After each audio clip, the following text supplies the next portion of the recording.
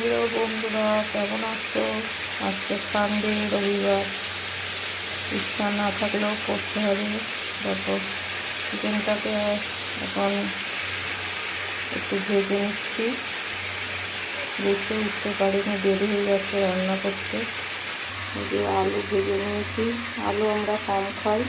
এটা টমেটো লঙ্কা পেস্ট, কাঁচা লঙ্কা যেটা পেস্টে যায়, শুকনো লঙ্কা খাই না। জিরে, ধনে, গোলমরিচ আর একটু হলুদ দিয়েছিলাম, তার জন্য কালারটা এসেছে।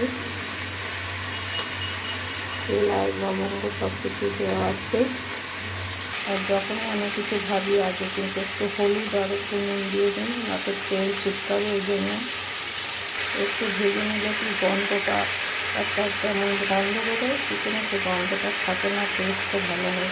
এই যে রসুন আর হাফ পেঁয়াজ পেস্ট করে ওখানে পেস্ট করেছি, মানে এইটাই করেছি। মিক্সিটা খারাপ হয়ে গেছে, পেঁয়াজ দিয়ে যেটা করি।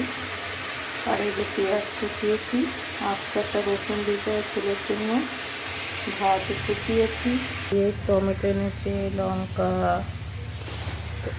এই যে পটল উচ্ছে, ডাঁটা, আলু। এই কতদিন হবে, আর আমি তুলে দিয়েছি, দেখানো আর হলো না।